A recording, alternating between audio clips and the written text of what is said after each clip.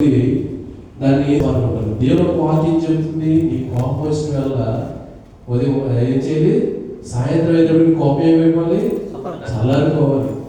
ఒకవేళ మీలో నాలో కూడా ఎవరి మీద కోపం ఉంటే మనము ఆ విధంగా ఉండకూడదు. ఉండొచ్చు కోపం ఉండొచ్చు, ఉండదని ఎవరు ప్రతి ఒక్కరు కూడా కోపం ఉండదు కదా. చిన్న పిల్లడికి కావాల్సిన ఇవ్వకపోతే ఏం చేస్తాడు, కోపడి తల్లినే తిరగబడతాడు చిన్నతనంలో. అదే కోపము మనం ఏం చేయాలి, మాన్పించే వారు మనం ఉండాలి.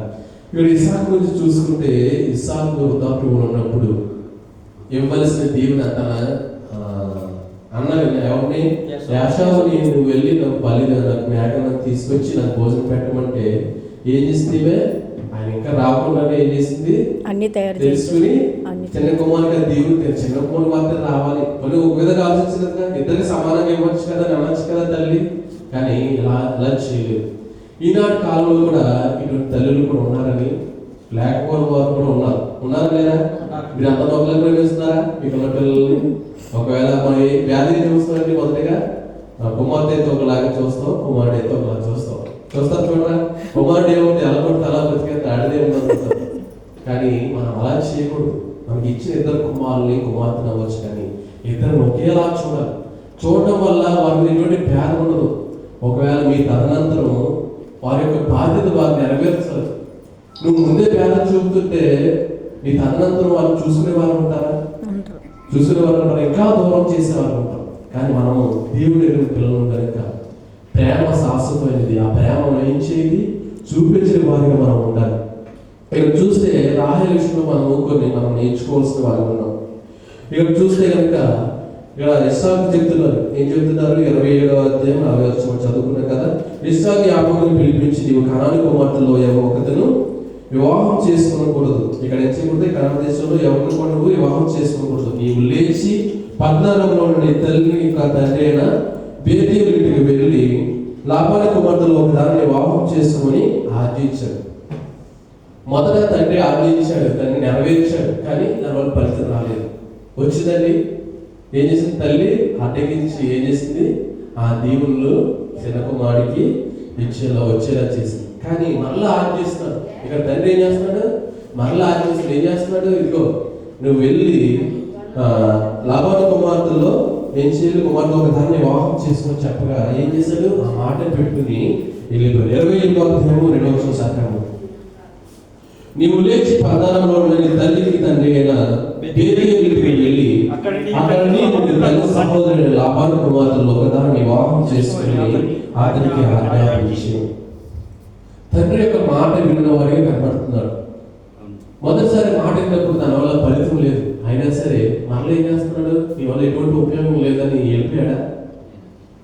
ఇక ఈ కాలంలో చూస్తే కనుక తండ్రి ఏదైనా చిన్న తప్పు చేస్తే కనుక ఏం చేస్తారు కుమారులు, నీ వల్ల ఎటువంటి ఉపయోగం నాకు లేదు, నాకు ఇవ్వాల్సి నాకు ఇవ్వకుండా నీ కుమార్తెకో లేదా నీకు పెద్ద కుమార్తెకో నీ చిన్న కుమార్తెకి ఇచ్చావు, కానీ నీకు నాకు సంబంధం లేదని ఏం చేస్తారండి, సంబంధం తెప్పిస్తున్న వారిలో ఉంటారు.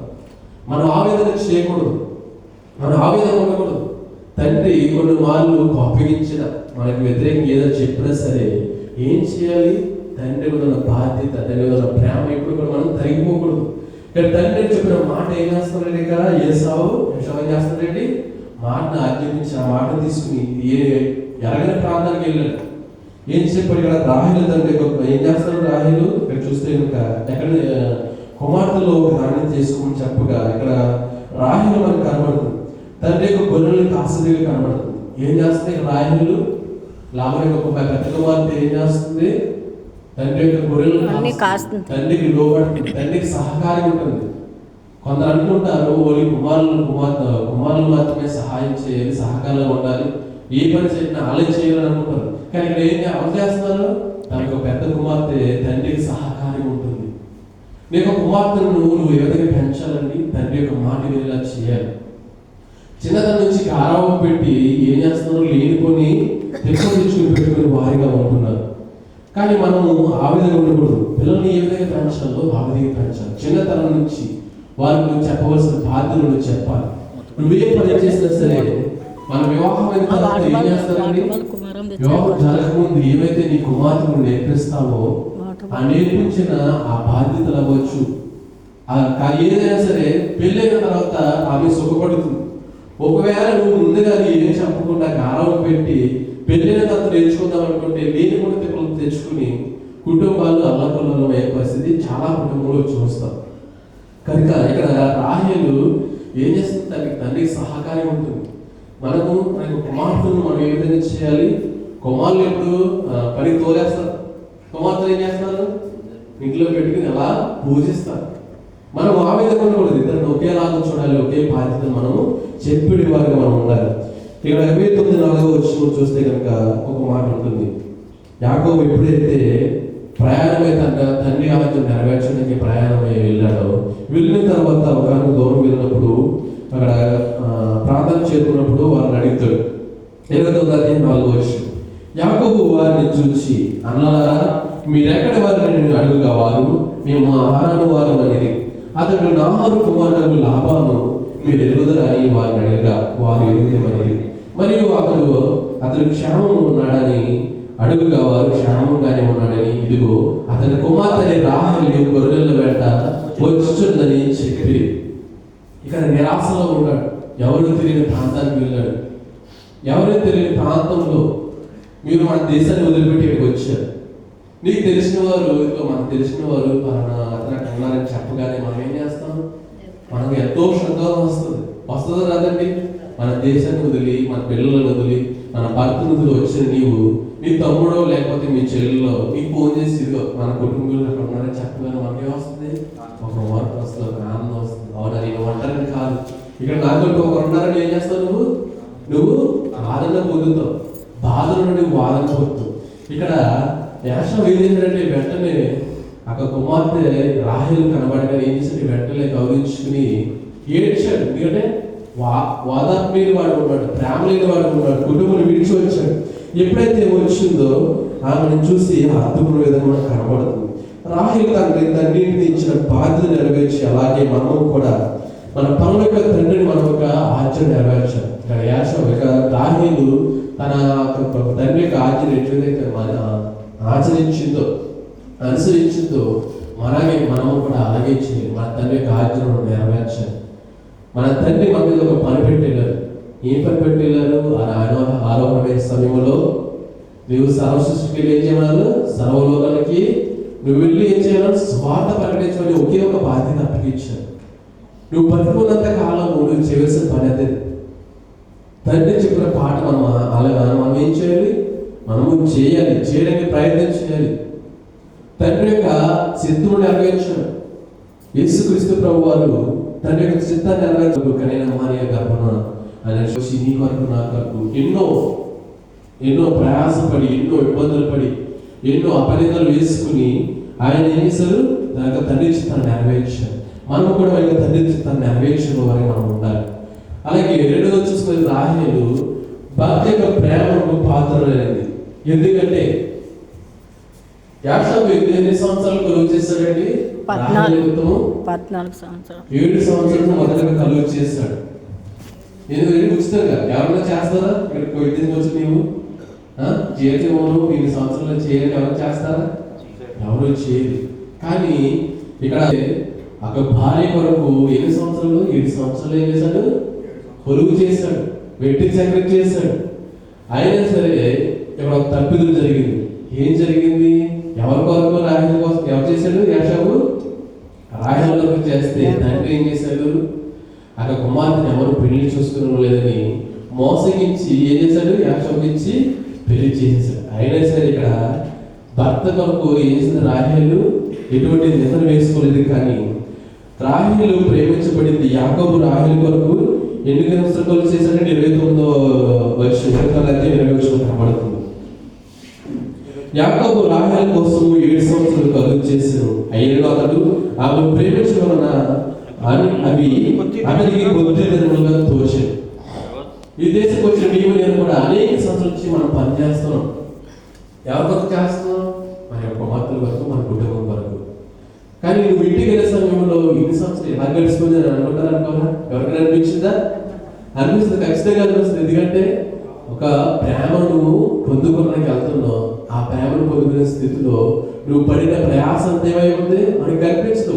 ఎందుకంటే మన ప్రేమించిన వారు మన దగ్గరికి వచ్చినప్పుడు, నువ్వు ప్రేమించిన వారి దగ్గర నువ్వు వెళ్ళినప్పుడు మన పడిన కష్టము మాకు ఎప్పుడు కూడా కనిపిస్తుంది. ఇక్కడ రాహిలకు కూడా యాషావు 7 సంవత్సరాలు కలుగు చేసినా సరే అది ఆయనకు కొద్ది దినంలో కనిపించిందంట. అయితే మామయ్య లాభాలు ఏం చేశాడండి, ఆమె మోసగించి రాహిల బదులుగా ఏం చేశాడు, లేనిచ్చి పెళ్లి చేశాడు. మరలా యాకోబు ఏం చేశారు, మళ్ళీ 7 సంవత్సరాలు చేశాడు. మరలా రాహిల కొరకు ఏం చేశాడు యాషావు, మరలా 7 సంవత్సరాలు కొలువు చేశాడు. మనం ఎవరు కొలువు చేస్తామా, మన భక్తులు వదిలి భార్య వదిలి దేశానికి వచ్చిన నీవులు కూడా ఏదైనా చిన్న తప్పుదం చేస్తే మనం ఏం చేస్తాం, వాళ్ళు నిందించేవారుగా, అవమానించేవారుగా, వాళ్ళు వదిలిపెట్టేవారుగా ఉంటాం. కానీ ఇక్కడ మోసగించి పెళ్లి చేశాడు. అయినా సరే ఏం చేశాడు, రాహేలు ఉన్న ప్రేమ తగ్గిపోలేదు, అలాగే రాహేలుకు యాషావు మీద ఉన్న ప్రేమ తగ్గిపోలేదు. ఎందుకంటే యాకోబు ఎంతగానో ప్రేమించి ఇక్కడ చూడవచ్చు, రాహేలు కోసం ఎన్ని సంవత్సరాలు చేశాడు, 14 సంవత్సరాలు గురించి చేశాడు. అందుకే బైబిల్ చెబుతుంది ప్రేమ శాశ్వత కాలం ఉందని చెబుతుంది. 1 కొరింథీ 13 చూద్దాం. ఆ ప్రేమ నువ్వు కలిగి ఉంటే కనుక ఎన్ని సంవత్సరాలు నీ కుటుంబం కొరకు, నీ పిల్లల కొరకు శ్రమించినా సరే నీ అది ఆ శ్రమ నీకు కనిపించదు. 1 కొరింథీ 13 1 కొరింథీయుల రాసిన పత్రిక. ప్రేమ శాశ్వత కాలం ఉండను, శాశ్వత కాలం ఉండను, ప్రవచనములైనను ఎంతకాలం మగును. ఇక్కడ ఏం చేస్తుంది, ప్రేమ శాశ్వత కాలం ఉండను. ప్రేమ ఆత్మపరములో ఒకటి గలతీయుల రాసిన పత్రిక 5:22 ముగిస్తాను. అలాగే తెలుగు వాక్యం సెలవిస్తుంది. 1 యోహాను రాసిన పత్రిక 1 యోహాను 4:9 ప్రేమ లేని వాడు ఏం చేస్తాడంటే దేవుణ్ణి ఎరుగని వాడు. విదేశం వచ్చి నీవు నేను కూడా నీలో నాలో ప్రేమ లేని తత్వం ఎవరిని చూస్తే కనుక నువ్వు 7 సంవత్సరాలు రక్షణ పొంది ఎన్నో సంవత్సరాలుగా దేవుడితో ఎదిగినా సరే దేవుడి దగ్గర ప్రేమ లేని దానివల్ల నీవు నేను కూడా కనపడుతున్నాం. ఒకసారి చూద్దాం. 1 యోహాను రాసిన పత్రిక 6:9 మనం ఆయన ద్వారా జీవించినట్లు దేవుడు తన అద్వితీయ కుమారుని లోకములోకి పంపాడు. దీని వలన దేవుడు మనం అందించిన ప్రేమ ప్రత్యక్షపరచబడెను. మనం దేవుని ప్రేమించడమని కాదు, కానీ తాను మనల్ని ప్రేమించి మన పాపములకు ప్రాయశ్చిత్తమైనటకు తన కుమారుని పంపని. ఇందులో ప్రేమ ఉన్నది. దీన్ని బట్టి యేసుక్రీస్తు ప్రభువు నీ కొరకు నా కొరకు తన ప్రాణాన్ని పెట్టారు. నీ మీద నా మీద నా ప్రేమను బట్టి, అటువంటి ప్రేమ నీ కుమార్తెల ప్రేమ, నీ కుమారుల ప్రేమ బట్టి నువ్వేమైనా చేయగలుగుతున్నావా? నీ ప్రాణాన్ని ఏమైనా పెట్టగలుగుతున్నావా? ఒకవేళ నీకు వ్యతిరేకంగా చిన్న మాట మాట్లాడితే కనుక మనం ఏం చేస్తాం, కాపీ తీసుకుని కొన్ని సంవత్సరాలు ఫోన్ మాట్లాడాలి. అలాగే కుమార్తెలకు మళ్ళీ కాపీ తీసుకుని కొన్ని సంవత్సరాలు ఫోన్ మాట్లాడకుండా ఉంటాం. కానీ కొన్ని సాక్ష్యాలు కూడా చెబుతారు. మనకు అటువంటి ప్రేమ ఆధారపడకూడదు. మన ప్రేమ ఒకరిని ఆదరించేది ఉండాలి, ఒకరిని కౌగులించుకునేది కావాలి, ఒకరిని ఆదరించి వాళ్ళని శ్రమ నుండి వాళ్ళ దుఃఖం నుంచి లేవనెత్తిది ఉండాలి. కనుక అటువంటి ప్రేమ కలిగిన యువకులు ఉండాలి. ఇక్కడ మళ్ళీ చూస్తే కనుక అద్దులు ఎరిగిన కన్యకగా మనకు రాహేలు కనపడుతుంది. 7 సంవత్సరాలు కలుగు చేసినప్పుడు ఆమె సరిహద్దులు దాటలేదు. తండ్రి ఆ విధంగా పెంచాడు, తండ్రి కుమార్తెను ఆ విధంగా పెంచాడు, తల్లిదండ్రులు ఆ విధంగా పెంచారు. ఈ లోకంలో చూసుకున్నట్లయితే వివాహమైన తర్వాత, వివాహం జరగకపోతే ఏం జరుగుతుంది, ఎంగేజ్మెంట్ జరుగుతుంది. ఎంగేజ్మెంట్ జరిగిన తర్వాత నుంచి వివాహమైన వరకు ఎంతమంది తనకు అద్దులు ఎదుర్కొంటున్నారు? ఈ లోకంలో చూస్తే కనుక క్రమం అనేది లేదు. కుటుంబంలో క్రమం లేదు, పిల్లల్లో క్రమం లేదు, ఉన్న గ్రామాల్లో క్రమం అనేది లేదు. ఒక క్రమ పద్ధతి అనేది ఎక్కడ కూడా లేదు. అంటే ఏం చేస్తున్నాడు దేవుడు, ఏం చేస్తున్నాడండి, లోకం బొత్తిగా సెడిపోయిందిగా కనబడుతుంది. ఆనాడు చేసిన పాపము బట్టి నోవహ కాలంలో దేని కొరకు ప్రపంచాన్ని లేక దేశాన్ని నాశనం చేయాలనుకున్నాడు? అక్కడ ఉన్న పాపం పెరిగిపోవడం బట్టి. దేవుడు చూసినప్పుడు నోవహ కుటుంబం తప్ప ఏ కుటుంబం కూడా దేవుడికి కనిపించలేదు. దేవుడికి విరోధంగా పాపం చేస్తుంది. అయినా సరే దేవుడు ఒక నోవహకు బాధ్యత అప్పగించేవాళ్ళు. ట్రాన్స్పోర్టేషన్ మొదలు కనుక వారికి తెలియజేసి వారు సంప్రదిస్తే కనుక మేము సన్నిధికి వారిని తీసుకుని వస్తారు. కనుక మీ అందరి ప్రార్థన వారి కొరకు ప్రార్థన చేయడం మేము తెలియజేస్తున్నాను. అలాగే మన మధ్యలో కొన్ని విజ్ఞాపనలు ఉన్నాయి. చిరంజీవి గారి అక్రమ కొరకు ప్రార్థించండి, అలాగే సంపూర్ణ గారి అక్రమ కొరకు ప్రార్థన చేయండి. ఈరోజు దేశంలో ఉన్నంత కాలము తల్లి మాట లోబడి తల్లికి ఒక కుమారునిగా ఎదుగులాగా పెద్ద ప్రార్థన జ్ఞాపకం చేసుకోండి. మనం ముఖ్యంగా జనవరి కార్యక్రమం కనుక ముందు రోజులైతే కేక్ కటింగ్తో